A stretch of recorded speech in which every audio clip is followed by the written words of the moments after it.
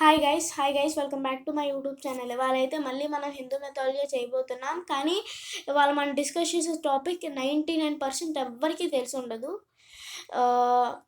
అదేంటంటే మనకి కర్ణాటకలో కొరా అజ్జా అనే దేవుడు ఉంటారు. అజ్జా అంటే గ్రాండ్ ఫాదర్. అక్కడ ఉన్న ఓల్డెస్ట్ వాడిని తీసుకుని డ్రెస్అప్ చేస్తారన్నమాట. సో కర్ణాటకలో కొరా అజ్జాని ది పనిషర్ గాడ్ అని కూడా అంటారనమాట.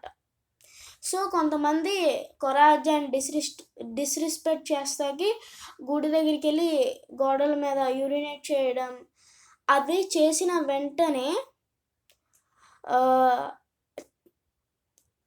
వాళ్ళు నెత్తిని గోడకి కొట్టుకుని చనిపోయారంట. సో తనతో పాటు ఉన్నవారు కూడా బ్లడ్ వామిటింగ్స్ చేసుకున్నారంట.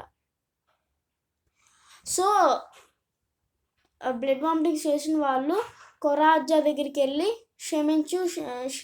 కొరా అజ్జా ప్లీజ్ మమ్మల్ని క్షమించండి అని అడుగుతారు. సో కొరా అజ్జా క్షమించేస్తారు. అంటారు కదా,